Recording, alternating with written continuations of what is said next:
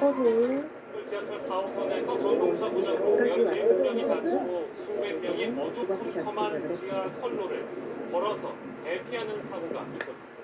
네, 최근에 지하철 사고가 부쩍 잦아졌는데 전동차와 선로의 노후화가 가장 큰 원인으로 꼽힙니다. 이승국 기자가 보도합니다. 지하철 4호선 전동차 고장의 원인은 차단기 전열 불량. 저 전차선이 패스트 스쿨이 단전되면서 어떻습니다? 열차가 멈추고 내부 조명이 꺼진 겁니다. 터널 안에서 당황한 승객들이 직접 문을 열고 선로로 대피할 때까지 안내 방송이나 대피 지시는 없었습니다. 이야, 여기가 이게 차단돼도 대단하다. 방송이 수지 나와야 선수가 돼요. 마무리했습니다. 네, 이게 노련하네요. 퓨즈가 단절이 되면서 안 나왔어요. 통장치 퓨즈가 와. 단절이 됐어요. 어떻게 앞서 해서라도 지난달 7일 4호선 이촌역 인근 선로에서는 균열이 발견됐고 지난해 11월에는 1호선 석계역에서 고장으로 전동차가 1시간 너무 동안 멈춰 있는 등 아쉽죠. 최근 기존의 크고 작은 박학경 사고가 잇따랐습니다. 전문가들은 낡은 전동차와 노후화된 선로를 잦은 사고의 원인으로 꼽습니다. 분명히 다 돼간다고 봐야 되거든요. 자 이제 디펜딩 챔피언 롯데가 경기를 시작합니다. 자동차하고 선수 많이 다르게 잡지 않았어요. 25년 뒷바람이 어떻게 있거든요. 되겠나 이런 걸 때문에. 생각해봐요. 삼번 근데 지금 고장나는 그런 전기장치나 이런 것들은 전기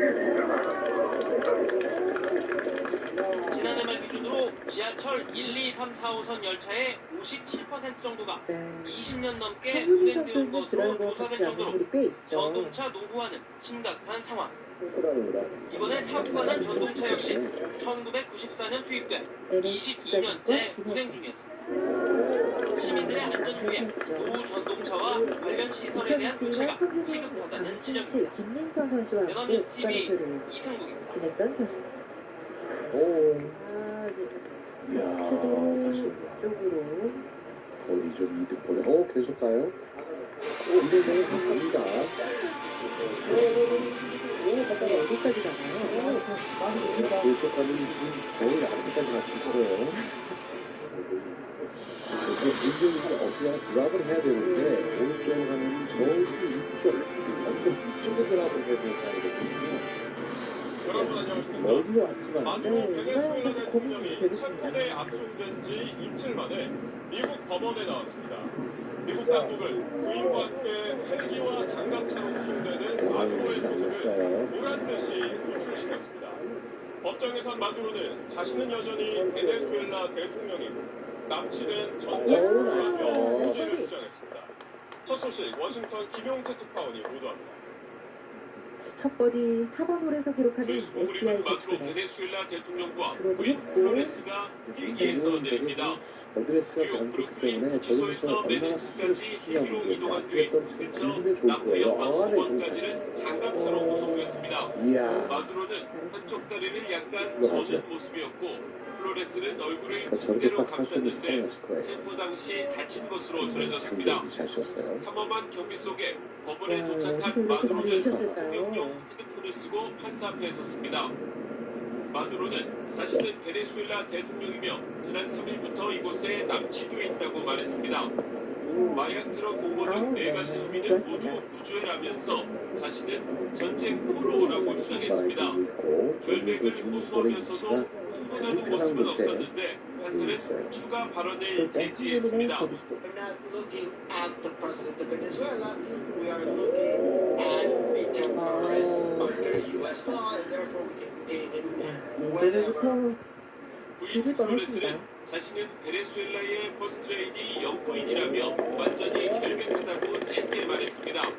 마두로 측 변호인은 일단 8호 위키리크스 출발하는 창립자 어산지를 변호한 베리 폴락으로 미 법무부와 끈질긴 협상 끝에 어산지의 선두와 선박 합의를 세탁차에 이끌어낸 있는 인물입니다. LH 투자증권. 베리 폴락은 보석 신청 대신 체포 후구 과정에 대한 법리 다툼을 예고했습니다. 김혜슬 개방된 헬기장을 이용해 마두로 출석 모습을 보란듯 공개했던 미 사법당국은 구치소로 돌아가는 길은 장갑차로만護送했습니다. 그리고 뭐 법원 앞에는 마두로 체포 찬반 시위대가 있었어요. 서로 목소리를 높였습니다. 출발 괜찮습니다.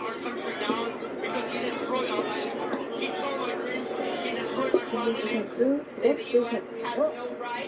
맞아요. 이제 올라가기 못한 선수는 어프로치 싸움이 다음 됐잖아요. 좋은 공간은 3월 어프로치가 17일로 버디로 연결돼 잡혔습니다. 있습니다. 워싱턴에서 SBS 여러분, 김용태입니다. 블랙애플 바람막이 제키씨 오늘 재판에선 마감만 파루합니다. 11년 전 미국 당신과 당국이 비르가 체포했던 소피아의 책 마두로 처족카드의 마약 사건이 결정적인 요소로 작용할 어떤 전망입니다. 분이 심한 마두로는 자신이 전쟁 포로라는 논리를 내세우지만 미국 법원에서 받아들여질 가능성이 높지 않아 한국 토지 이어서 시장 김범주 특파원 요즘 많이 줄이지 않을까 싶은데요. 이 파5 홀도 2홀 6번홀도 마찬가지입니다. 2홀도 하약 투세.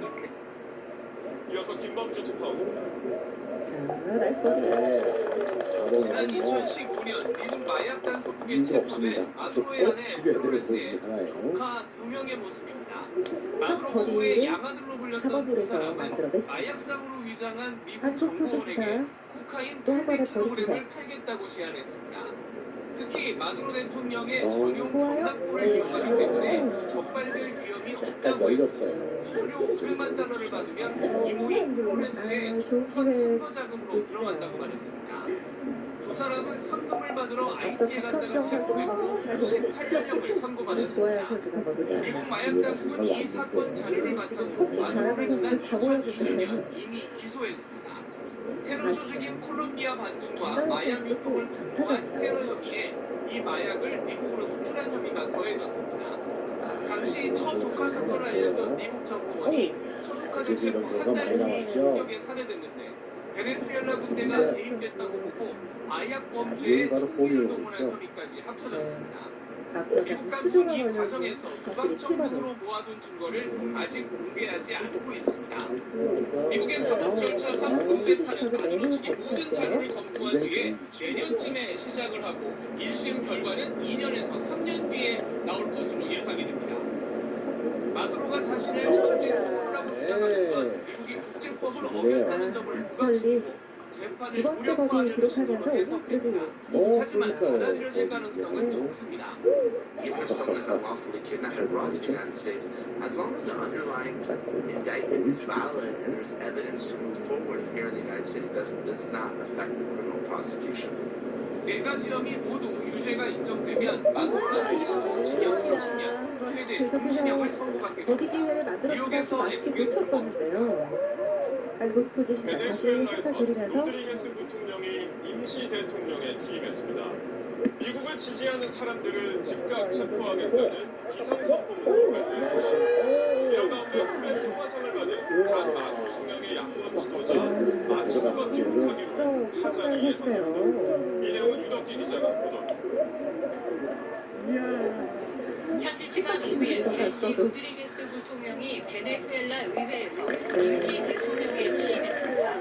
국회의장으로 재선출된 친오빠 호르헤 로드리게스 앞에서 선서한 로드리게스 부통령은 마두로를 여전히 대통령으로, 마두로 부부는 영웅으로 칭하면서 지금 상황이 고통스럽다고 말했습니다.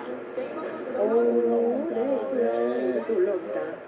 문제는 이제 저 위치에서 항상 많은 선수들이 경사를 적게 로드리게스 보기 때문에 부통령 남매는 베네수엘라의 행정부와 입법부를 동시에 장악하게 됐습니다. 이글 찬스를 취임식 받은 내내 롯데입니다. 로드리게스 남매를 옆에서 지켜본 마두로의 아들, 국회의원 니콜라스 마두로게라는 로드리게스에 대한 지지를 표하며 개미 항전을 위해 결집하자고 외쳤습니다. 박현경, 와, 또 네, 하나 좋아요. 버디 기회. 마두로 대통령이 이대 미리 시도를 서명해둔 선두로 비상 때? 선포문이 관고에 게재돼 구체적 내용이 공개됐습니다. 마두로 대통령 생포 뒤 로드리게스 부통령이 긴급회의에서 직접 손에 들고 국가 비상사태를 선포했던 문서입니다. 미군의 공격에 대해 지지하는 사람들은 즉각 가운데 건너, 가장 먼저 정부군, 선수를 민병대 줄일 수 총동원령, 있겠는데요. 국내 이동 제한과 집회 및 시위 권리 정지 등이 명시됐습니다. 비상선포는 90일간 지속되고 추후 연장할 수 있다고 적혀 있습니다. 이런 가운데 이소영 노벨 선수의 평화상 버디카. 수상자인 야권 지도자 마차도가 하루 만에 기자 14명이 베네수엘라에서 구금됐다면서 베네수엘라로 가능한 빨리 돌아가겠다고 네, 나이스 밝혀 버디. 베네수엘라 롯데가 국내 드디어 정세는 더 만듭니다. 크게 요동칠 것으로 보입니다. SBS 와, 우덕입니다. 추격자들과는 네타차. 로드리게스 임시 대통령 앞에 뭔가 가시밭길이 힘을 펼쳐져 있습니다. 타는 미국의 거센 압박 속에 국가 주권을 지켜내야 하고 혼란에 빠진 민심도 수습해야 합니다. 정말 그 노련하고 자기만의 야심찬 가슴으로 정치꾼이란 느껴요. 평가를 받는 로드리게스는 한국의 앞으로 사실 어떤 예시로 선택을 할 수 있을지 조재익 기자가 취재했습니다. 올해 56살인 델시 로드리게스 임시 대통령은 혁명가 집안에서 태어났습니다. 좌익 게릴라 출신인 아버지가 미국의 사업가 납치 혐의로 고문을 당해 숨지자 본격적으로 반미 사회주의 노선을 걷게 됐습니다. Porque sabemos que esa es nuestra venganza personal de esa época donde muchos jóvenes fueron 박지호 선수가 asesinados, 바로 desaparecidos. 뛰어오네요. 마두로 대통령이 호랑이라 불렀을 만큼 강인함과 박혁경 충성심을 버디에 이어서 인정받았습니다. 이번에는 조하연 선수의 버디 40대에 숫자가 외무장관에 이어 부통령이 맞춰가고 임명됐고 있습니다. 핵심 국가산업인 석유를 관장하는 석유 장관까지 겸직하고 있습니다. 자, 세 번째 중국에서 빌린 샷이고요. 차관을 한국의 원유를 선수. 싸게 팔아가는 거래로 왼손. 베네수엘라 경제에 숨통을 틔웠고 바이든 드디어 정부 버디 시절엔 하나가 미국 나올까요? 석유 기업들과도 능수능란하게 협상을 주도했습니다. 이렇게 또 넣을 수도 있습니다. Rodriguez has been an influential and reliable regime enforcer for nearly 2 decades. 미 트럼프 행정부도 보아 입법부 등 친마두로 세력을 제어할 현실적 대안으로 로드리게스를 접찍었던 것으로 알려졌습니다. 서구 언론들은 그에 대해 노련한 정치 수완과 야심찬 마키아벨리적 정치꾼이라고 표현하고 있습니다. 미국은 로드리게스에게 마두로와 같은 운명을 피하려면 팀이에요. 마약 유통을 강력 두 단속하고 번으로 있는 미국의 두 적대국에 석유 판매를 중단하라고 요구한 것으로 전해졌습니다. 로드리게스의 임시 대통령 임기는 90일입니다. 이 기간 석유 인권 등을 미국에 일부 내어주고 정권 연장을 택할지 아니면 민심의 지지를 확고히 얻어 전면적인 저항에 나설지 로드리게스의 선택과 전략에 국제사회의 이목이 쏠리고 있습니다. SBS 조재행입니다. 조하연 선수의 두 번째 샷. 긴급 소집된 유엔 안보리 회의에서는 중국과 러시아를 중심으로 왼쪽인데요. 국제법 위반이란 비판이 쏟아졌습니다. 반대로 영국과 프랑스는 미국 편을 들었습니다. 미국이 상임 이사국인 만큼 안보리가 할 수 있는 제재는 사실상 없습니다. 박지영 선수 장민성 지금 기자가 전하겠습니다. 왜 그러시냐고.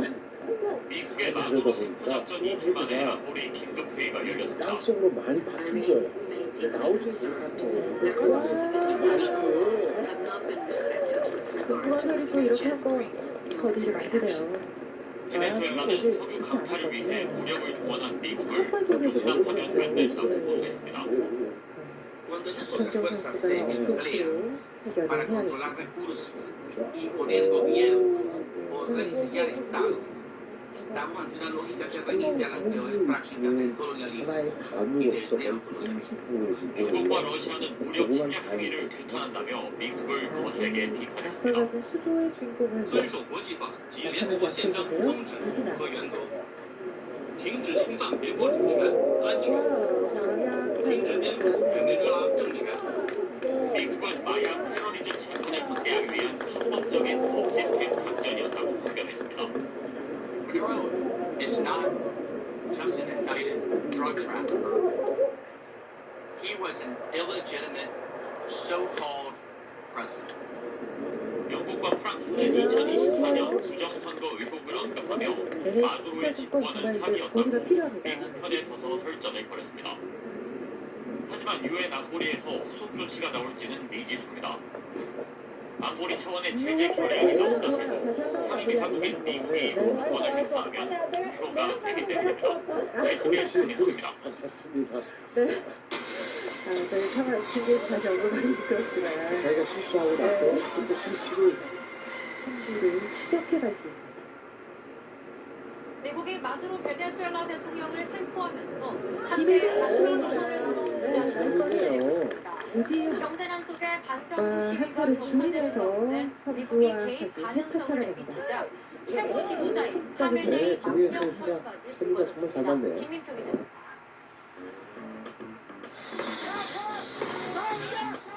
반정부 시위도 중 총성이 울리고 시위대가 비명을 지르며 너무나 진짜 정치가 좋은 총격은 위치예요. 15초 넘게 이어집니다. 길바닥에 쓰러진 사람도 있습니다. 황유미는 9번 아이요. 지난 열흘간 이란 전역으로 시위가 확산하면서 35명이 숨지고 1,200명 넘게 체포됐다고 미국의 한 인권단체가 밝혔습니다. 시위는 핵개발 추진에 대한 서방 제재로 이 정도라면 또 심한 언니를 경제난이 빚어지면서 믿어볼 촉발됐습니다. 오늘 최고 지도자 하메네이는 시위대를 폭도로 규정하고 이란 정부도 강경 진압에 나섰습니다. 허다린 선수의 주가수셔. 샷 좋습니다. 허다린. 하지만 시위가 더 격화해 수도 테헤란에서 정부장을 무너뜨리자는 요구까지 나왔습니다.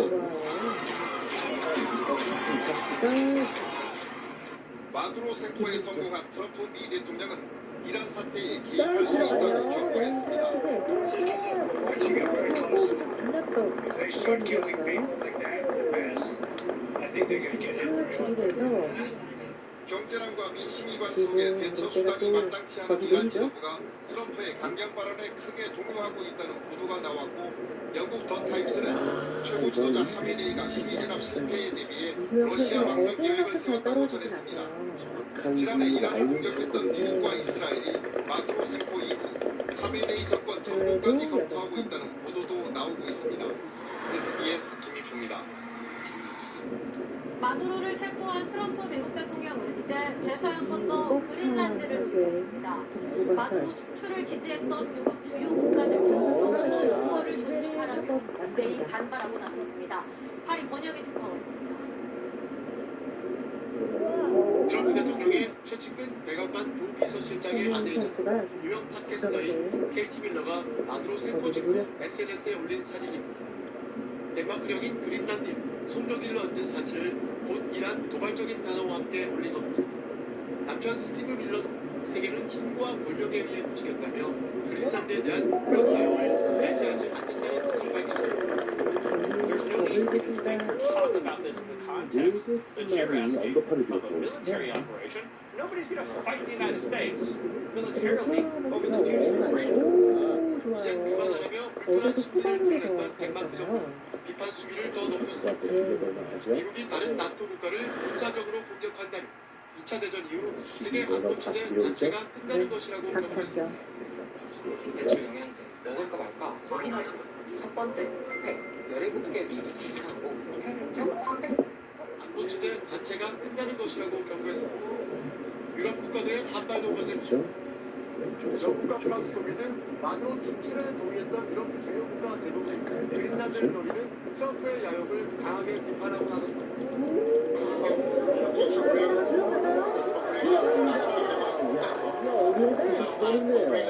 오랜 기다린 끝에 정말 마지막에 드디어 버디를 만들어냅니다. 정말 난이도가 상당히 높으셨거든요. 지금도 마지막 중간에 거기 섰다가 중력에서 들어가서 다시 공동 2위가 됐습니다. 곧 무너질 것이라며 트럼프가 자극하고 있는 나라들의 반발도 커지고 있습니다. 콜롬비아 대통령은 협박은 불법이라며 위협을 계속하면 무기를 들겠다고 했고 쿠바 대통령은 마두로를 경호하다 쿠바인 32명이 숨졌다며 국가 애도기간을 선포했습니다. RSSBS 권영입니다. 이번에는 티셔츠 트럼프 미국 중앙으로 대통령이 잘 힘을 갔습니다. 앞세운 외교로 미국 우선주의를 강화하면서 국제 정세가 앞을 가늠하기 어려워졌다는 지적이 야, 나옵니다. 드디어 미국이 말하는 원로주의가 거리 하나. 무엇인지, 전 세계에 어떤 영향을 미치는지 박상은 기자가 짚어봤습니다. 볼의 위치가 거의 뭐 정중앙입니다. 지난해만 미국이 공개한 국가 안보 전략 보고서입니다. 트럼프 시그로 이전의 원로주의를 새롭게 적용하겠다고 선언했는데 트럼프 이름의 앞자를 따 돈노주의라고 부릅니다. 19세기 북중미와 남미까지 아메리카 대륙 전체에서 유럽을 밀어내고 미국 패권을 관철했던 외교 노선이 원로주의인데 트럼프식 돈노주의는 중국과 러시아를 견제하고 미국의 영향력을 확장하는 전략입니다. 서방부 즉 미주 대륙에서 경쟁자나 적대 세력의 접근을 허용하지 않겠다. 미국 패권을 확보히 하겠다는 선언입니다. 아, 이렇게 마무리해주면 고맙죠. 얼마나 고마워. 좋겠어요. 아, 무릎 꿇었어요. 그렇죠. 시우퍼시 알려고 알았거든요. 베네수엘라 마두로 사건 축출 작전이 대포 검사와 정찰에는 중국이 영향력을 키우고 있는 중남미에 친미 정권을 세우려는 행보도 같은 맥락입니다. 지난해 트럼프는 노골적으로 남미 여러 나라 대선에 개입했고 온두라스, 볼리비아, 칠레 등에서 트럼프 기준으로 불리는 우파 지도자들이 당선됐습니다. 블루 타이드로 불리는 중남미 우파 물결은 트럼프의 동로주의와 맞물려 더욱 거세지는 양상입니다. 트럼프의 야욕은 이제 러시아와 미국 사이에 있는 그린란드까지 위협하고 있습니다.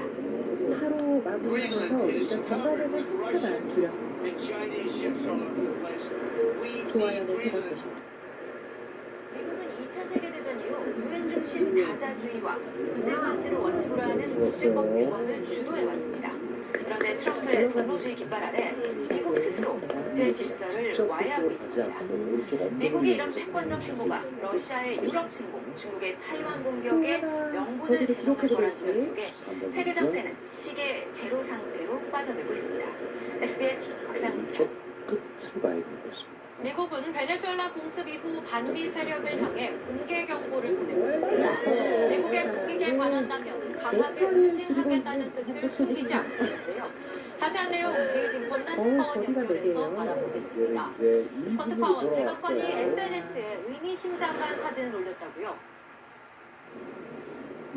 네, 마두로 베네수엘라 대통령 체포 직후 SNS에 올린 사진인데요. 직접 보시죠. 공중에 떠 있는 거와는 다릅니다. 네, 계단을 오르는 결연한 표정의 트럼프 미국 대통령 흑백 사진입니다. 아래에 큼지막하게 FAFO가 적혀 있습니다. 까불면 다친다. 이런 뜻의 비속어입니다. 이 마두로 체포 작전처럼 만약 미국 국익에 맞선다면 행동으로 보여주겠다. 이런 경고로 읽힙니다.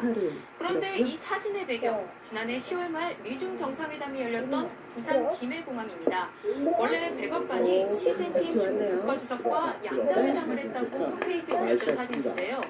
이 마두로 체포가 서방부에서 중국과 러시아의 영향력 차단으로 해석되는 가운데 특히 중국을 겨냥했다는 분석이 나오는 이유입니다. 그렇다면 중국 반응은 나오겠습니까? 그 엉덩이 하나 있고 아직 이 사진에 대한 직접적인 반응은 내놓지 않았습니다만 연일 비판 수위를 끌어올리고 있습니다. 직접 들어보시죠. 没有哪个国家可以充当国际警察，没有哪个国家可以自诩为国际法官。 네, 시진핑 중국 국가주석도 어제 이재명 대통령을 만나서 보호주의를 공동으로 반대하자고 했고요. 앞서 열린 아일랜드 총리와 정상회담에서 일방적 괴롭힘 행위가 국제 질서에 심각한 충격을 준다면서 사실상 미국을 정조준했습니다. 이 베네수엘라는요, 중국이 전 세계에서 딱 6개 나라에만 부여한 최상위 외교 관계를 맺고 있는 나라입니다. 만약에 친미 정권이 들어서면 지금까지 구축한 정치, 경제적 영향력도 물거품이 될 수 있다는 우려가 나옵니다. 또 이번 사태로 미국의 군사적 힘 앞에선 중국의 능력이 제한적이라는 한계가 드러나면서 다른 중남미 국가에서도 중국의 신뢰가 떨어질 수 있다. 이런 전망도 나오고 있습니다. 지금까지 베이징에서 전해드렸습니다. 왼쪽이죠.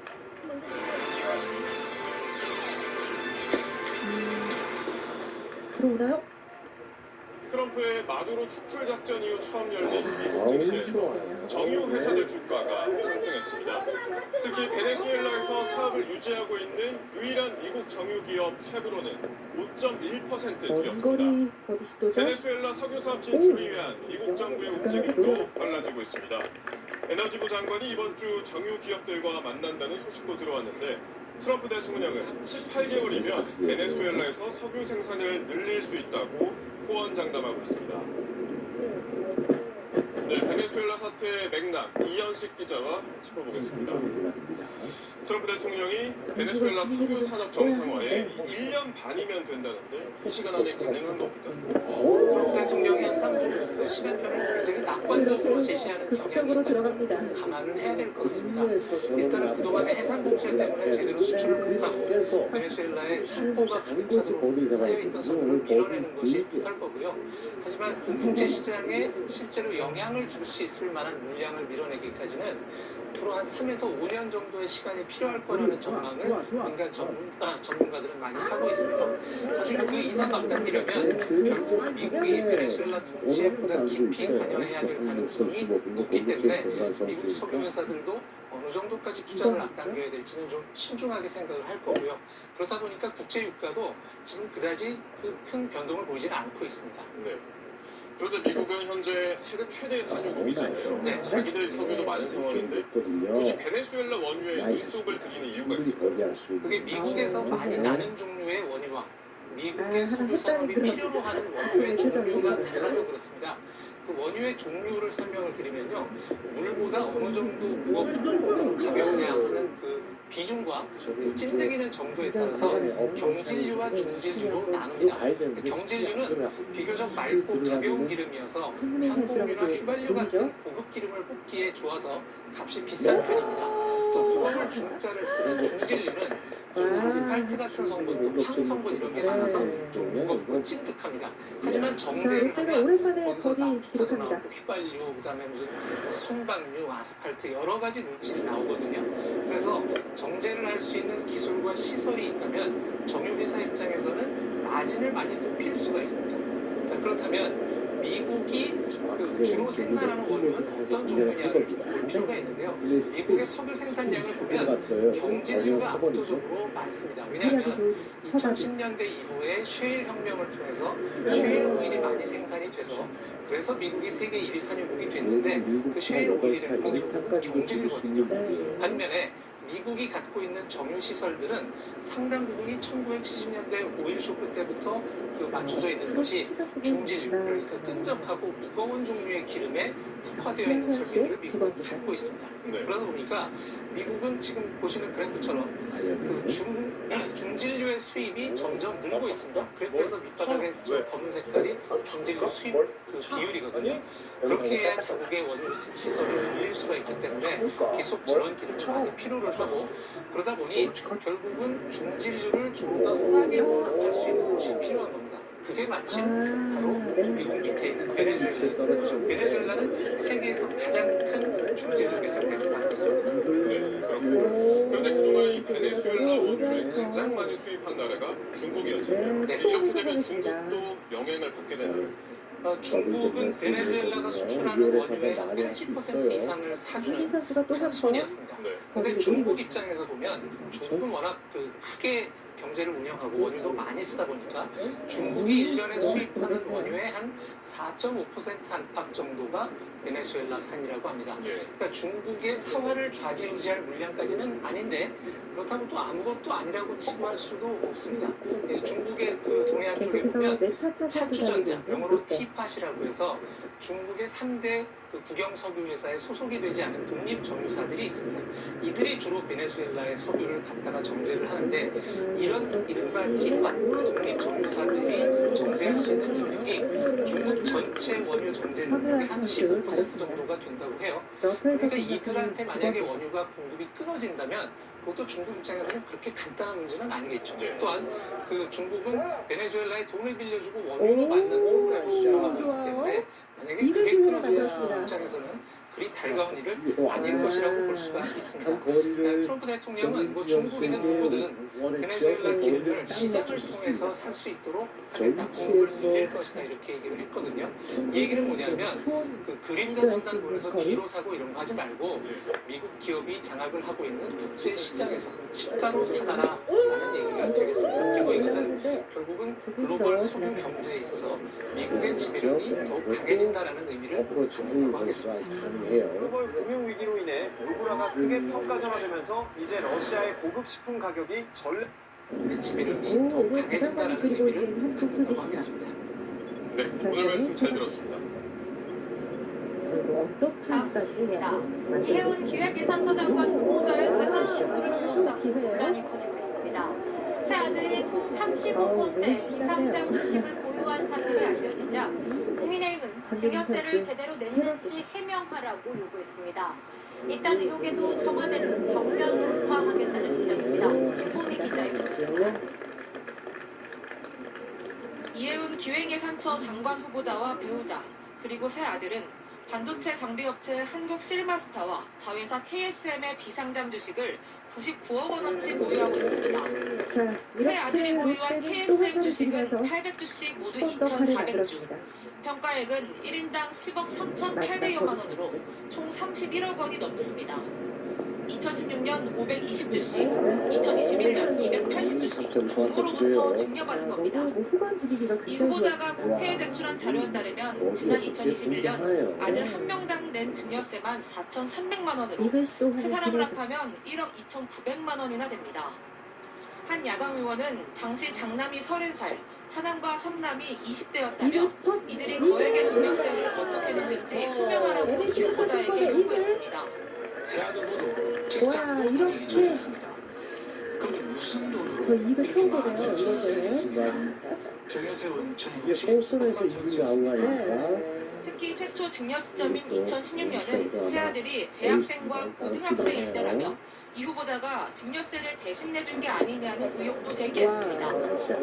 이에 대해 이 후보자 측은 내야 할 모든 세금을 완납했다는 한 문장의 해명만 내놨습니다. 저력 있습니다.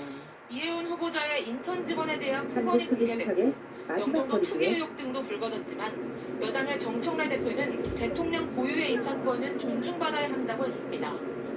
청와대 고위 관계자는 SBS에 이 후보자에 대한 청와대의 기류 변화는 전혀 없고 끝까지 간다는 입장이라며 후보자 본인이 잘 설명하면 될 일이라고 언급했습니다. SBS 김구입니다. 호흡을 세 선수가 오늘 경찰이 보여줬습니다. 김경 서울시의원으로부터 공천원금 1억 원을 받은 것으로 지목된 강선 의원의 전직 보좌관을 불러 조사하고 있습니다. 서울경찰청에 저희 취재기자 나가 있습니다. 김민준 기자, 지금도 조사가 진행되고 있습니까? 네, 오늘 아침 7시쯤 피의자 신분으로 경찰에 이제 어떡하러 출석한 갈수 강선우 있지? 의원의 전직 보좌관 A씨에 대한 조사는 13시간 넘게 진행되고 있습니다. 이번 공천 헌금 의혹 사건과 관련해 경찰의 첫 피의 조사입니다. 2002년 지방선거를 2달 앞둔 4월 21일 김병기 당시 민주당 서울시당 동관위 간사와 강선우 의원이 나눈 대화 시간에 보면 김병기 의원은 1억 원을 받은 걸 A씨가 보관하고 있다는 건 아니냐고 물었고 강 의원은 그렇다. 정말 아무 생각이 없었던 것이라는 취지로 답했습니다. 이어 강 의원은 A씨에게 누차 1억 원을 반환하라고 지시했고 반환했다며 돈을 받은 적이 없다고 해명했는데 A씨는 최근 공개 입장 표명을 하지는 않았지만 주변에 어떤 돈도 받은 바 없다. 떳떳하게 경찰 조사를 받겠다고 말한 것으로 알려졌습니다. 경찰은 A씨를 상대로 누구의 말이 맞는지 등 이번 의혹 사건과 관련한 사실관계를 따지고 있는 걸로 알려졌습니다. 또 이번 들어갑니다. 출국한 김경 씨 의원에 대해서 새롭게 확인된 내용이 있습니까? 와, NH가 추격을 하니까 다시 달아납니다. 예, 지난달 30일 미국으로 출국한 김경 서울시 의원은 마지막 이 경찰에 이회차시죠? 귀국하겠다는 의사를 전했지만 귀국 시점은 밝히지 않은 걸로 알려졌습니다. 경찰은 김 씨 의원에게 최대한 빨리 귀국하라고 전했다면서 이 귀국 즉시 조사에 착수할 것이라고 밝혔습니다. 하지만 핵심 피의자인 김 씨 의원의 귀국이 늦어질수록 출국 금지 조치를 하지 않았던 경찰 초동 조치에 대한 논란은 더욱 커질 전망입니다. 지금까지 서울경찰청에서 SBS 김민준입니다. 앞서 기자 연결해서 오디오가 매끄럽지 못했던 점 사과드립니다. 이어서 다음 소식 전해드립니다. 김경 씨 의원이 출국한 걸 두고 국민의힘이 모든 경찰의 칼로는 안 된다며 특검 수사를 거듭 요구했습니다. 하지만 민주당은 해당 의혹은 개인적 실수라며 선을 그었고 사안을 대통령과 연관짓지 말라고 맞섰습니다. 민경호 기자가 보도합니다. 이소영? 국민의힘은 민주당 공천원금 의혹의 핵심 인물인 김경 서울시의원이 외국으로 출국할 때까지 경찰이 내버려뒀다면서 강선우, 김병기 의원을 포함한 관련 인사 전원을 즉각 출국 금지하고 특검을 도입하라고 요구했습니다. 살아있는 걸 갖고 살아갈 수 있다고 지금 경찰의 칼로는 결코 범죄를 수사할 수 없습니다. 국민의힘은 민주당의 직전 대표였던 이재명 대통령도 의혹과 무관하지 않다며 조직적 비리라고 주장하기도 했습니다. 민주당은 억지로 대통령을 끌어들이는 물귀신 작전이라고 맞섰고 공천원금 의혹에 대해선 개인적 실수라고 규정했습니다. 시스템 에러라기보다는 휴먼 에러다. 개인적인 실수다. 그게 그렇게 생각을 합니다. 민주당은 이 대통령의 방중을 고려해 늦춰놨던 국회 법제사법위원회의 법안 심사를 내일 재개하는 등 2차 종합특검법과 통일교 신천지 특검법의 국회 처리를 서두르고 있습니다. 위기가 정청 대체로 조율이 다 끝난 문제이고요. 5, 6, 7일 동안 법사위를 열지 않기로 했다고 그러는데 그것은 방향과 기조가 그냥 해도 됩니다. 이를 위해 민주당은 국회 본회의를 올해 열어달라고 국회의장에게 요청한 상태인데 국민의힘은 반발하고 있습니다. 9월 8일 날 다시 본회의를 단독으로 강행하겠다고 한다면 국민적인 저항을 왠지 못할 것이다. 인천항공 무기내 혹등을 받는 김병기 전 민주당 원내대표가 탈당은 없다고 밝힌 데 대해선 원내대표 사퇴로 정치적 책임은 다한 거란 긍정적 시각과 지방선거가 다가오는 상황에서 변수가 많은 수사를 앞둔 만큼 스스로 당을 떠나는 게 당을 생각하는 일이란 비판적 시각이 민주당 안에서 엇갈립니다. 박지원 의원은 억울하더라도 선당 후사의 길을 가야 한다며 탈당하라고 SNS에 썼습니다. SBS 민경입니다.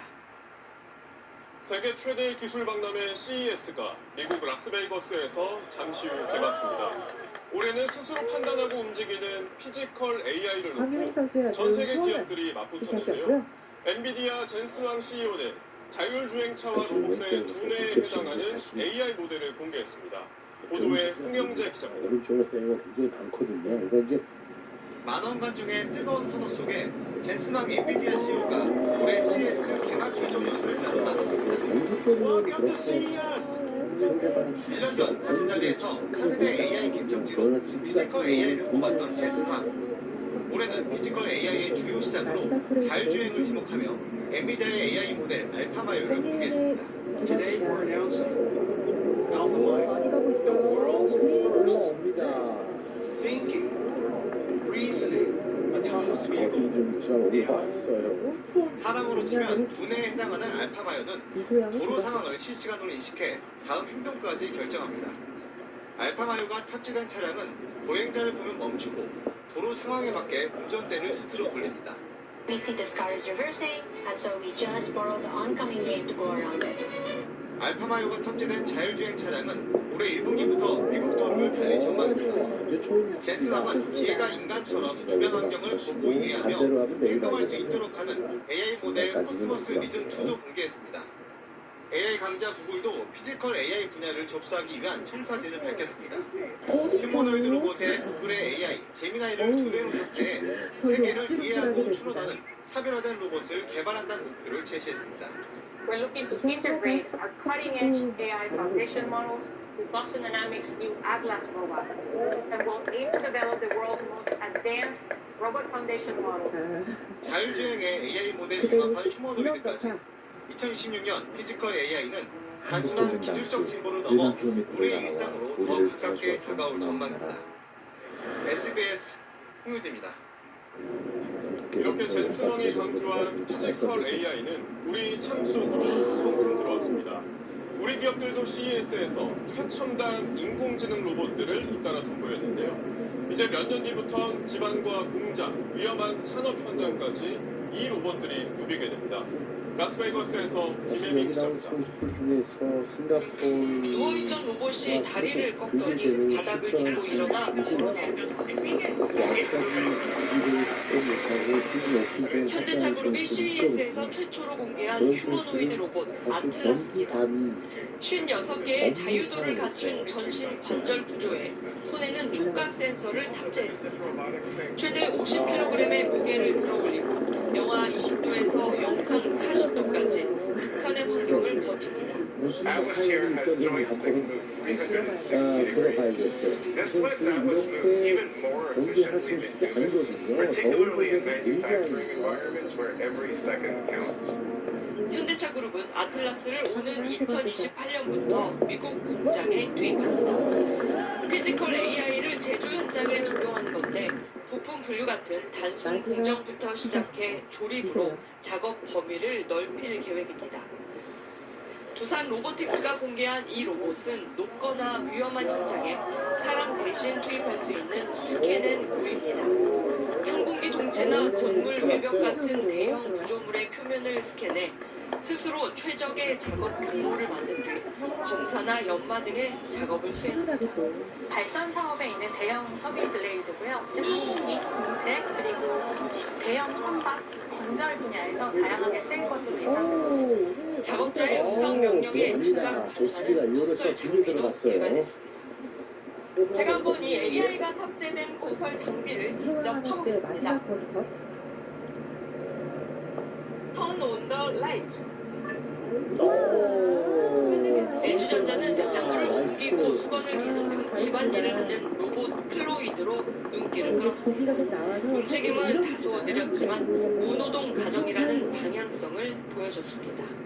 가정부터 산업 현장 업무까지 로봇이 만든 피지컬 AI 시대가 눈앞의 현실로 다가온 가운데 인간의 역할과 일자리에 대한 고민도 함께 깊어지고 있습니다. 라스베이거스에서 SBS 김혜민입니다. 이재명 대통령이 어제 시진핑 중국 국가주석과의 정상회담에 이어 오늘은 리창 총리를 만나 한중 관계 발전을 다시 한번 강조했습니다. 역사의 올바른 편에 서야 한다는 시 주석의 어제 발언에 대해서 청와대는 중국이 항상 하는 말이라며 일단 확대 해석을 경계했습니다. 상하이에서 강민우 기자가 보도합니다. 자, 두 번째 샷 올리는 황유민. 중국 국빈 방문 사흘째인 오늘 이재명 대통령은 중국 권력서열 2위인 리창 국무원 총리를 만나 한중 관계 복원을 강조했습니다. 한중 관계 발전을 되돌릴 수 없는 시대적 흐름으로 공고히 하려고 합니다. 권력서열 3위인 자오러지 전국인민대표회의 상무위원장과의 만남에선 문화교류의 증진에 방점을 찍었습니다. 어제 정상회담에서 나온 시진핑 국가주석의 이 발언은 여러 해석을 낳고 있습니다. 인간 젠딩 장사의 올라가 있어요. 인종이랑 어디서 하시기 때문에 중국이 그동안 미국식 패권주의를 비판하는 취지로 써온 표현인 만큼 미중, 중일 갈등 국면에서 한국은 어느 편인지 노선을 명확히 하란 요구 아니하는 겁니다. 국민의힘은 한미동맹과 한미의 협력이란 핵심 안보 축을 흔들려는 의도를 내비친 것이란 해석을 내놨습니다. 하지만 위성락 국가안보실장은 중국이 항상 하는 말 중 하나라며 확대 해석을 경계했는데 시 주석의 모두 발언 이후 추가로 논의된 바도 없다고 전했습니다. 중국 정상이 역사의 올바른 편이란 압박성 언급을 정상회담을 통해선 처음으로 꺼낸 데다 복잡한 국제 정세가 맞물린 만큼 한중 관계의 복원까지 고려한 실용외교 기조를 우리 정부가 이어갈 거란 관측이 나오고 있습니다. 상하이에서 SBS 강민우입니다. 이재명 대통령과 시진핑 주석이 샤오미 휴대전화로 함께 셀카를 찍으며 화기애애한 모습이 눈길을 끌었습니다. 이번 회담에선 문화교류의 단계적 확대엔 공감대는 이루었지만 한한령 완화 같은 가시적인 성과가 없었던 평도 나옵니다. 이어서 강청환 기자가 보도합니다. 어젯밤 국빈만찬 직후 시진핑 중국 국가주석과 작별 인사를 나누던 이재명 대통령이 휴대전화를 꺼내 사진 촬영을 제안합니다. 작년으로 24년 덕하여 11년도만 11번 드리면 되는데 시주석의 부인 펑리유안 여사도 함께 모여서 사진을 더 찍었는데 시주석은 칭찬을 건넸습니다.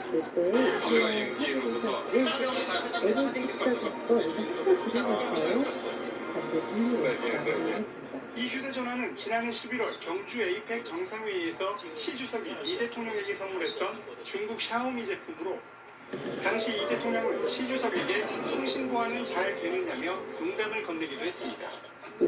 청와대 관계자는 이 대통령이 직접 샤오미 휴대전화를 챙겨갔다며 셀카를 제안한 것도 이 대통령의 아이디어라고 전했습니다. 김 여사와 펑 여사는 따로 차담회도 가졌는데 먹기 시작했는데 한 달 정도 먹었을 때는 그래서 모르겠더라고요. 지난 2015년 이후 중단된 한중 가요제를 재개하자는 김 여사의 요청에 펑 여사도 좋은 제안이라고 답했습니다. 청와대는 바둑과 축구 분야 등에서 교류를 추진하기로 했고 드라마, 영화 분야의 신협의를 이어가기로 했다고 밝혔습니다. 점진적 단계적으로 문화 콘텐츠 교류를 확대해 나가는데 공감대를 하나씩 먹으면 되고 중국 한다의 추가 대응도 의제로 제시했다고 전했는데 다만 K-팝 공연 재개를 비롯한 한한령 해제에 대한 직접적인 언급은 없었다고 덧붙였습니다. 오늘 상하이로 이동한 이 대통령은 내일은 대한민국 임시정부 청사를 방문할 예정입니다. 이거는 무조건 한중 정상이 문화교류 복원에 대한 의견을 나눔으로써 논의의 물꼬를 텄지만 한중 간 인식차가 있는 데다 당장의 가시적 성과는 없는 만큼 한한령이 본격적으로 풀리기까지는 아직 갈 길이 멀다는 분석도 나옵니다. 상하이에서 SBS 강청원입니다. 부산 도심 한가운데 있는 동천에서 수많은 정어리떼가 떼죽음을 당했습니다. 수질 개선 사업을 한다며 물을 빼내는 과정에서 벌어진 일인데 공사 때마다 물고기 폐사가 반복되고 있습니다. KNN 김민성 기자가 취재했습니다. 바다에 인접한 부산 동천에서 수천 마리의 정어리가 죽어가고 있습니다. 대부분 물이 빠져나갔지만 남아있는 물 속에서 아직 남은 숨을 가쁘게 쉬고 있는 정어리도 보입니다. 부산 서면 한가운데 있는 동천입니다. 물이 빠지고 드러난 바닥에는 이렇게 죽은 물고기가 하얗게 널려 있습니다.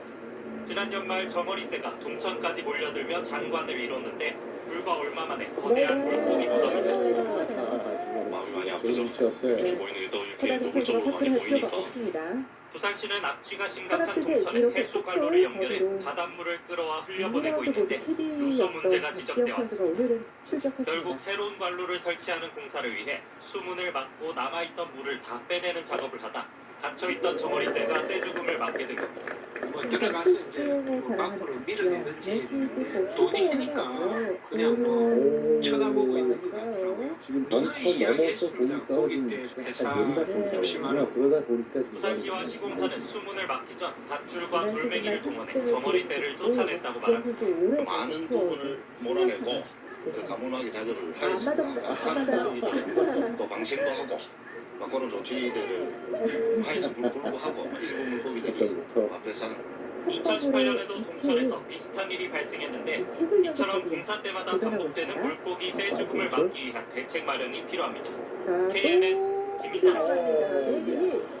국방물류센터에서 일하다 숨진 고 장덕준 씨의 산업재 은폐 의혹에 대한 경찰 수사가 본격적으로 시작됐습니다. 오늘 참고인 조사에 나선 장 씨 어머니는 아들의 죽음에 대한 진실을 제대로 밝혀달라고 호소했습니다. 김태원 기자가 보도합니다. 쿠팡 물류센터에서 1년 4개월간 새벽 근무를 했던 고 장덕준 씨는 지난 2020년 10월 10일 퇴근한 지 1시간 반 만에 숨졌습니다. 당시 쿠팡 한국법인 대표였던 김범석 쿠팡 INC 의장이 장 씨가 열심히 일했다는 기록이 남지 않도록 하라는 등의 지시를 해 사건을 은폐하려 했다는 의혹이 지난달 SBS 보도를 통해 처음 제기됐습니다. 김 의장이 직접 사건의 은폐를 지시한 정황을 포착했습니다. 쿠팡 임원을 강하게 질책하며 김 의장과 전 최고 개인정보보호 책임자 사이의 메신저 대화 내용, 숨지기 일주일 전부터 장 씨가 화장실에 간 시간까지 분초 단위로 기록돼 있었던 쿠팡 내부 자료 등도 잇따라 보도됐습니다. 경찰은 전담 TF팀을 꾸려 산업재해 은폐 의혹을 비롯한 쿠팡 관련 사건 20건에 대한 수사를 본격화했습니다. 오늘은 김범석 의장을 고발한 택배노조 관계자와 장덕준 씨 어머니 강미숙 씨에 대한 소환 조사를 진행했습니다. 연속해서 바로 줄이고 있습니다. 가슴은 타들어갑니다. 더 이상 동준이 죽음의 진실이 이대로 묻히지 않고 제대로 밝혀질 수 있게 도와주십시오. 민주노총 공공운수노조도 청문회 위증 의혹까지 불거진 해롤드 로저스 쿠팡 임시대표와 박대준 전 대표를 증거인멸과 업무상 과실치사 등 혐의로 고발했습니다. 경찰은 최근 쿠팡 전 개인정보보호 책임자 측으로부터 이미 제출받은 내부 고발 자료를 분석하면서 불법적인 정황들을 포착한 걸로 알려졌습니다. SBS 김태원입니다. 통일교 로비 의혹의 핵심 인물인 윤영호 전 세계본부장이 정치권에 큰 품을 건넸다는 진술을 경찰이 확보한 걸로 확인됐습니다. 윤 전 본부장이 앞서 특검에서 했던 진술을 경찰 조사에서 한 차례 뒤집었다가 다시 말을 바꾼 겁니다. 안희재 기자의 단독 보도입니다. 어제 9시간 가까이 진행된 3차 구치소 속견 조사에서 경찰이 윤영호 전 세계본부장으로부터 정치인들에게 금품을 건넸다는 진술을 확보한 걸로 SBS 취재 결과 확인됐습니다. 앞서 윤 전 본부장은 지난해 8월 특검 조사에서 통일교 측이 전재수 민주당 의원에게 현금 수천만 원과 명품 시계를 건네는 등 정치권 인사들에게 금품을 전달했다고 진술했습니다. 하지만 경찰 수사가 본격화하자 윤 전 본부장은 돌연 말을 바꿔 지난달 첫 접견조사에서 관련 의혹을 전면 부인한 데 이어 권성동 의원 재판에 나와서도 그렇게 말한 적 없다며 진술을 번복했습니다. 이거는 지난달 기천대학인데 26일 두 번째 접견 조사에서도 경찰이 체포영장까지 집행하며 조사에 나섰지만 기억이 잘 안 난다는 취지로 답했습니다. 결국 어제 세 번째 조사 만에 정치권에 금품을 전달했다는 취지로 진술하며 특검 조사 당시 입장으로 서류한 겁니다. 통일교 산하단체에서 정치권 인사들과 연결고리 역할을 했던 송광석 씨가 기소된 데 이어 나온 윤 전 본부장의 진술 변화가 정치권 로비 의혹 수사의 변곡점이 될 거란 전망이 나오고 있습니다. 수사 착수 한 달 만에 경찰이 확보한 윤 전 본부장 증언의 진위는 앞으로 검경합동수사본부가 따질 걸로 보입니다. 이재명 대통령 지시로 통일교와 신천지의 정교유착 의혹을 규명하기 위해 오늘 출범한 합수본 수장엔 김태훈 서울 남부지검장이 발탁됐고 40명 이상의 검경 수사 인력이 투입됩니다. SBS 이십니다. 충청남도 청양군 지난해 11월 이화영 전 경기도부지사 재판에서 검사들이 집단 퇴정한 일이 있었죠. 감찰에 나선 수원고검이 퇴정한 검사들과 수원지검 지휘부에까지 개인 휴대전화를 제출하라고 요구하자 일부 검사들이 반발한 것으로 저희 취재 결과 확인됐습니다. 전현남 기자의 단독 보도입니다. 화창한 날씨가 어찌나 지난해 11월 25일 이화영 전 경기도 평화부지사의 술파티 위증 의혹 사건 재판 도중에 수원지검 검사 4명은 모두 퇴정했습니다. 증인 신청이 기각되자 불공평한 소송 지위를 따를 수 없다며 재판부 기피 신청을 하고 법정을 나간 겁니다. 다음날 이재명 대통령은 법정 질서를 해치는 행위들에 신속하고 엄정한 감찰과 수사를 진행하라고 지시했습니다. 그런데 감찰에 착수한 수원고검이 당시 집단 퇴정한 검사들과 수원지검 지휘부 1, 2차장 검사 모두에게 휴대전화를 제출하라고 요구한 것으로 확인됐습니다. 퇴정과 관련해 상부 보고가 이뤄졌는지 여부는 당시 상황을 구체적으로 확인하기 위한 조치인 걸로 파악됐습니다. 법원에서 영장을 발부받은 강제 수사 형식이 아닌 임의 제출 형태의 휴대전화 제출을 요구받자 일부 검사들은 사실상 압수수색 아니냐며 크게 반발한 것으로 알려졌습니다. 수원고검 감찰팀은 이외에도 이들이 검찰 내부 전산망을 통해 주고받은 메신저 내역 등도 요구한 것으로 전해졌습니다. 앞서 검찰에선 공소유지를 맡은 검사가 재판부에 소송 집행을 이유로 기피 신청을 낸 것을 감찰 사유로 볼 수 있는지 논란이 제기된 바 있습니다.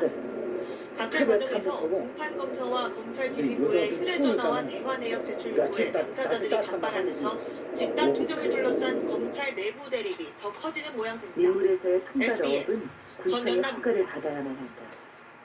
가수 김광석이 세상을 떠난 지 오늘로 30년이 됐습니다. 32년이라는 짧은 삶이었지만 그가 남긴 곡들은 여전히 많은 사랑을 받고 있습니다. 김경희 기자입니다. 겨울철엔 참개들이 주로 강하구로 이동합니다. 하지만 통발은 정해진 구역에만 설치할 수 있어 수확은 줄어들 수밖에 없다. 친구와 완성합니다.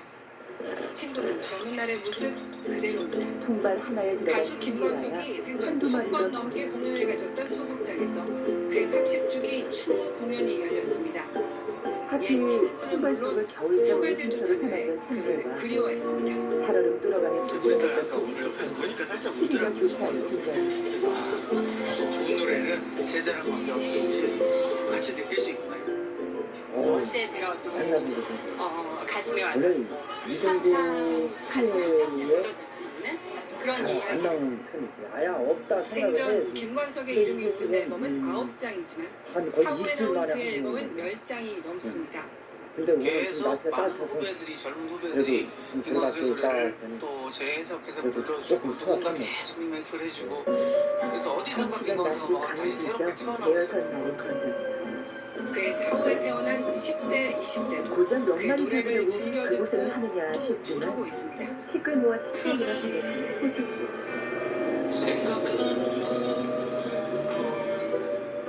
살면서 그저 그런 다른 사람도 그저 그런 얘기인데 살면서 꼭 필요한 이야기들을 노래를 하는 마음의 부경화에 도움을 주는 그런 노래가 아닐까. 추모 사업에는 올 상반기 재단을 설립하고 김광석 노래 경연대회 같은 그의 노래를 살아 숨쉬게 하는 활동을 이어간다는 계획입니다. 호식수가 잡아온 참개는 매운탕의 주소로 SBS 김경입니다. 아내에게 이만한 선물이요. 고생 많았네. 근데 그래도 몇 마리 들어갔네. 막아줄 따뜻한 옷 입으셔야겠습니다. 서울의 아침 기온 영하 1도로 오늘보다는 6도가량이 오르겠지만 찬바람이 차가운 기온을 끌어내리겠고요. 오후부터는 본격 찬 공기가 내려오면서 퇴근길에는 더 춥겠습니다.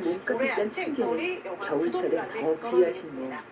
늦은 밤사이 경기 동부와 강원 내륙과 산지에는 약한 눈이 오겠고요. 내일 아침엔 눈구름대가 충청과 남부 내륙으로 옮겨가겠습니다. 서울도 내일 새벽에 눈이 날리는 곳 있겠습니다. 당분간 강수 소식 없는 동해안 지역은 대기가 바짝 나가는 가운데 바람도 강해서 산불 위험이 큽니다. 불씨 관리 잘하셔야겠습니다. 내일은 전국적으로 바람이 강하게 불겠습니다. 때문에 체감온도 중부는 조금 약하권에 머무르겠고요. 중부지방은 오전까지, 남부는 오후까지 대기질이 탁하겠습니다. 다가오는 토요일에는 전국에 그날 눈 예보가 몸 있습니다. 늘릴 새도 없이 내셨습니다. 영업 준비를 하는 호식씨. 8시 뉴스 마칩니다. 함께해 주신 여러분 고맙습니다.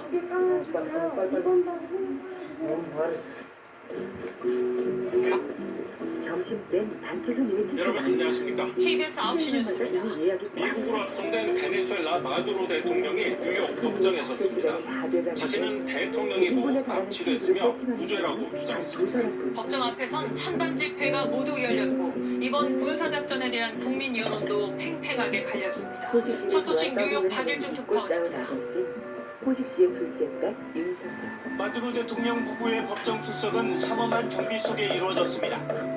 무장비원 경계 속에 브루클린 교도소에서 법원까지 헬리콥터와 장갑차가 동원됐습니다. 법원에 도착한 마두로 대통령. 마두로 대통령이 재판을 받는 법정 앞에는 이렇게 그의 체포를 지지하는 쪽과 반대하는 쪽이 이른 아침부터 집회를 벌였습니다. 이후 법정의 모습을 드러낸 마두로 대통령은 발에 구속장치가 채워진 상태에서 파란색 수의를 입고 통역 헤드폰을 쓴 모습이었습니다. 그리고 30분가량 이어진 심리에서 마약 테러 등의 미국이 적용한 혐의에 대해 무죄를 주장했습니다. 특히 자신은 여전히 베네수엘라의 대통령이라며 자신은 납치됐고 흠이 있는 사람이라고 강조했습니다. 전쟁 포로라고도 했습니다. 그의 부인 역시 베네수엘라의 영부인이라고 자신의 신원을 밝혔습니다. 재판의 정당성을 흔들려는 식으로 풀이됩니다. 미국 내 여론은 갈렸습니다. 이번 군사작전에 대한 찬반이 각각 33%와 34%로 팽팽했습니다. 올해는 판타지 모바일 게임 3가지야. 접속 시 전 충전 팝업이 뜨면 안 해요. 돈이 많이 들거든요. 장비 각각 33%와 34%로 팽팽했습니다. Today and the days coming, and we're hoping that he gets their life in prison. I hope they expose the truth that the U.S. only wants the oil of Venezuela. 마두로 대통령에 대한 본격적인 재판은 3월로 잡혔습니다. 보석을 신청하지 않은 만큼 그때까지는 그의 모습을 보기 어려울 것으로 보입니다. 뉴욕에서 KBS 뉴스 박일중입니다. 마두로 대통령이 미국 법정에 선 날 베네수엘라에선 로드리게스 부통령이 임시 대통령 자리에 올랐습니다. 미국을 거스르지 않으면서 내부 혼란도 막기 위한 줄타기가 시작됐습니다. 이어서 김규수 기자입니다. 매운탕 그럼 하나로 해드릴게요. Vengo con dolor 예, 알겠습니다. por el sufrimiento que se le ha causado al pueblo venezolano luego de una agresión. 로드리게스 임시 대통령의 취임 연설은 조심스러웠습니다. 미국의 군사 행동을 불법으로 규정하면서 마두로 부부가 납치당했다고 말했지만 거기까지였습니다.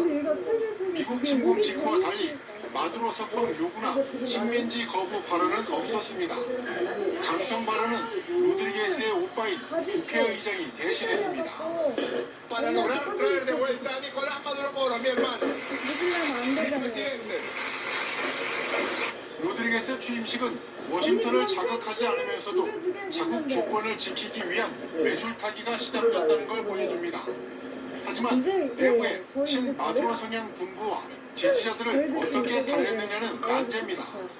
베네수엘라 정부는 미군 공격을 지지하면 검거하겠다는 내용 등을 담은 비상선포문을 광고에 게시했습니다. 마두로 대통령이 체포 전 서명해줬던 문서인데 임시정부의 근거가 마두로에 있음을 확인하는 차원으로 보입니다. 비상사태가 선포된 이후 수도 카라카스엔 총을 든 친마두로 무장 세력이 거리에 등장했습니다. 고향마을의 식당을 베네수엘라 통치를 언급한 미국 정부는 7년 넘게 사실상 폐쇄 상태였던 베네수엘라 주재 대사관 운영을 재개할 것으로 전해졌습니다. 이게 옛날 KBS 뉴스 할머니가 김규수입니다. 이거 할머니 해주셨을 때는 이번 베네수엘라 사태로 유엔 안전보장이사회가 긴급 소집됐습니다. 하지만 두 진영으로 확연히 갈려서 입장차만 확인했습니다. 워싱턴 김성수 특파원입니다. 겨울잠 자려고 미국은 마두로 정권의 정당성부터 문제 삼았습니다. 2024년 대선 부정 의혹을 다시 꺼내며 마두로는 불법적 대통령이라고 했습니다. 특히 이번 작전이 주권을 침해한 국가 간의 전쟁이 아니라 마약 테러 조직을 없애려는 법 집행이란 점도 강조했습니다. Maduro unlawfully refused to peacefully cede power after the Venezuelan people voted him out of office in the 2024 election. 당사국 자격으로 참석한 베네수엘라 정부는 주권국에 대한 공격이었다며 미국의 국제법 위반을 주장했습니다. Ese día la República Bolivariana de Venezuela fue objeto de un ataque armado ilegítimo, carente de toda justificación jurídica, por parte del gobierno de los Estados Unidos de América. 미국과 이해관계에 따라 상임이사국 간 의견도 갈렸습니다. 한번 왔던 손님들이 영국, 잊지 않고 프랑스는 다시 미국과 찾아주는 함께 것만 마두로 정권을 문제 삼은 것과 달리 중국, 러시아는 미국의 공습을 위선, 불법, 패권적 행위로 규정했습니다. 힘들어도 유엔 측은 미국이 국제법을 따르지 않은 게 선례가 될 수 있는 점을 지적했습니다. I remain deeply concerned that rules of international law have not been respected with regard. 트럼프 대통령은 줄곧 유엔의 구속력을 인정하지 않겠다고 강조해왔습니다. 결의안에 대한 거부권까지 미국이 쥐고 있어서 유엔 안보리가 나설 수 있는 데는 한계가 있어 보입니다. 워싱턴에서 KBS 뉴스 김성수입니다.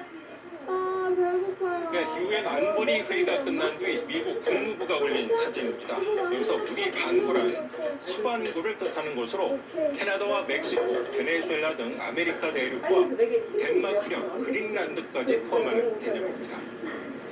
미국이 마두로 체포로 서반구 패권 확립을 노골한 이후 서반구 중에서도 이렇게 그린란드가 성조기로 덮이고 굿이라고 쓴 SNS들이 등장해서 덴마크와 국제사회가 발칵 뒤집혔습니다.